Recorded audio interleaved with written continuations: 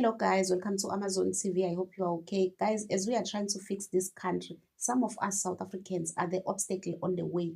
They don't want to see this country moving forward, and I don't know why. I don't know why they want to continue to depend on foreigners. It means if tomorrow these foreigners decide to go back to their countries, it's over about these South Africans because their whole life depends on foreign nationals. As a normal human being, you are not allowed to depend even on your own family members, but you are depending on foreign nationals, people you don't even know. What kind of a human being is that? Why can't you stand up and do things for yourself? Why depending on other people all the time? What if those people are no longer there? What if those people are no longer in your life? What will happen to you? I got to say, I shame. We can try to value business. It's a value business. You can go to Baba Gavan, go value and don't have Canton and Abandon. Put to a mastini P. So, Sadenza, put to a room to Magafu and Zella say, Passa Zenzel, Lotata, my friend. My friend, I'm not going to the dog. Let's tell them to go. And the food is in trouble. My friend won't finish. My friend, my bad. Oh, she is saying foreigners taught them how to do hair. Why can't they continue when these people are gone? Must they depend on them forever? Hi, Oh, be shame. That is why we are a joke of all nations. No wonder foreigners calling us mumus easily. We are indeed mumus.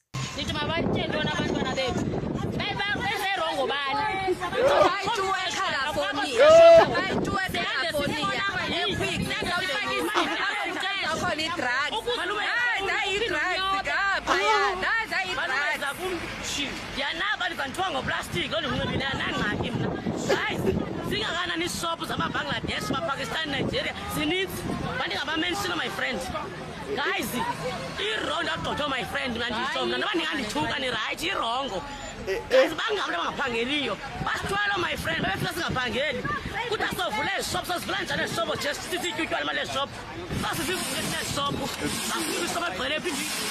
Basitwele, oh my friend, it means even their men are useless. They are even indirectly insulting South African men. Oh my friend Basitwele. These people knows about my friend are unaliving children in this country, but they are busy defending them. They want them to continue to stay so that they will unalive more children. Because I was going to guys, you're wrong, my friend, man. You're wrong.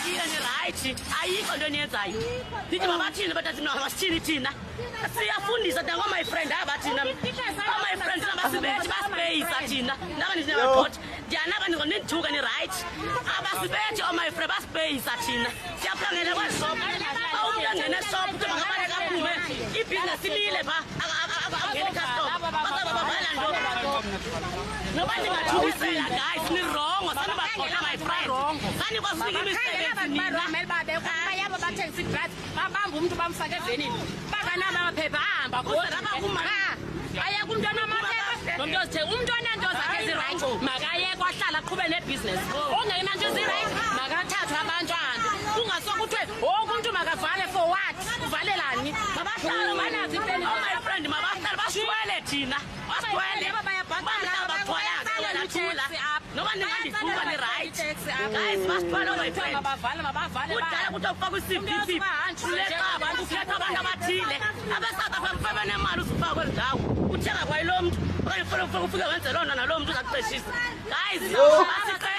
my friend, So uyabona ukuthi kungani amadoda angaphandle ethuka amadoda ase-South Africa kanje yithina esigibeza ama-foreigner emakhanda abantu besilisa abala e-South Africa. Ithina esikhosa ukuthi ama-foreign nationals angahloniphi amadoda ala e-South Africa. Obhuti bethu, obaba bethu, abayeni bethu bathukwa ngale ndlela abathukwa ngayo namhlanje because of us. These are not young ladies, these are mothers. But listen to what they are saying in public in front of foreign men, belittling their own brothers in front of foreign men. How are you expecting these foreign nationals to respect South African men if we are speaking like this in front of them, belittling our own men? Minangazi guys, really, I don't know. Kodwa ngabe ngithi mina akayoke nge-police station alinda khona. Inkinga impahla zakho ukumluzele la thina Chila, no much too much. Makwela mayahina hinkwavo va hina vanhu lava. Hinkwavo va hina vanhu lava. A ku na much too much la hi famba xikan'we hinkwenu. Yeah, no. These people must go KZN. They must bring back in Samulo Sambo. These people, they are coming here and speak Zulus. Here is Parabura.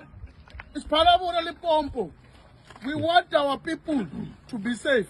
We want justice. We want justice. To Samulo. We want justice to who? Samulo Sambo. Come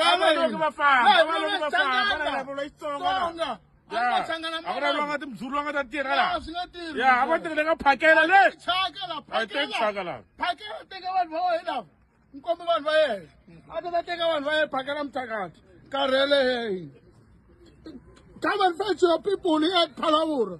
Bonke labo kade bebuza ukuthi amamashi asize ngani wozani la sikuphi la siseThekwini phakathi enkabeni yedolobha abalaziyo ke iTheku sise 320 uma ungena nje kuleli side elukupine bafowethu wozani nizobona ungena uthathe ama escalators akho nanka ngaka right ugibeleke wena uthi shwi ushone lapha phezulu njengoba nazi ke bafowethu ukuthi kwaqala umkhankaso ukuthi akuvuleke indawo kuvulekela abantu base South Africa ukuze bekwazi ukusebenza ngifonelwe ke omunye esasinaye euniversity owaze wahamba wabuyela emakhaya kube enkandla wayovula ngakhona isaluni ngoba esezame waziwahluleka ukuthola indawo la eThekwini right ngobani bebe ugadile laba abantu omzini nansi ke isaluni yakhe bafowethu iyona leyo ibonayo usayisebenza isazovulwa akukuhle angiyazi njengoba nibona-ke nje bafowethu kusasetshenzwa iy'nsizwa ziyibambile kuzoba henye into umsebenzi omuhle uyabonakala njengoba ubona-ke shuthi lana-ke kuyobe kuyizibuko zonke lezi behleli beyibuka beyiphokotha belungisa benziwe bebe bahle esaloni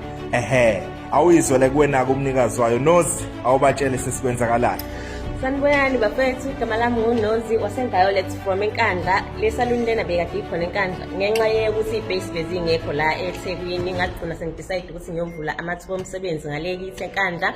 Manje ngoba nina kade nikhankasela ukuthi akuphume ilokhuzana kungena umuntu sekwenjalo ke bafethu ngomhla ka25 siyavula siyabadinga ama hairstylist siyabadinga benza inzipho ikhona what post ngizosho ukuthi ngidinga abantu abangakanani kwi-post. I think they not more than 10.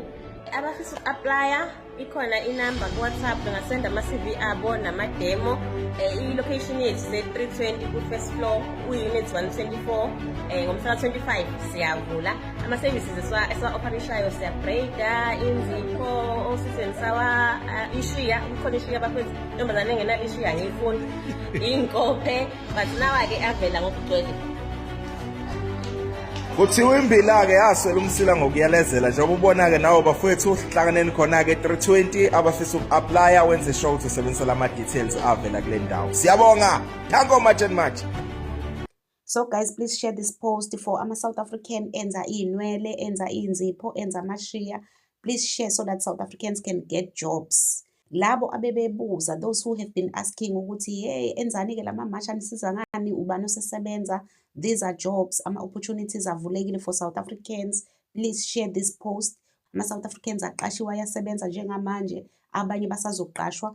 Look at this South African young lady. She's creating jobs now for her fellow South Africans to come and work there. But before it was going to be impossible. Guys, we want to thank Mr. Frederick.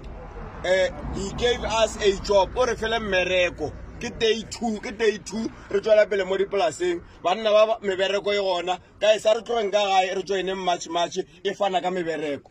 So we are sick and tired to stay under the trees. What we want is job. Now Mereko Yona, can you please? Clap our hands for ourselves. Thank you very much, Mr. Hendrik. We will make sure tomorrow we arrest time. Sharp, perfect. Of your IDs, and you have job. Yeah, once you have ID, you have job. And then we must also make sure about this. South Africans are getting jobs left, right, and center nowadays because foreign nationals are gone. We've been telling them that there is no crisis of employment in this country. It's because of cheap labor. Where are those asking, what are these matches doing for us? To come and see the results. Why are they quiet now? Why are they not coming to criticize as usual? These people must ask themselves, how was South Africa functioning before they flooded this country? So guys, thank you so much for watching. Don't forget to subscribe, to like and share the video. Love you guys. Bye.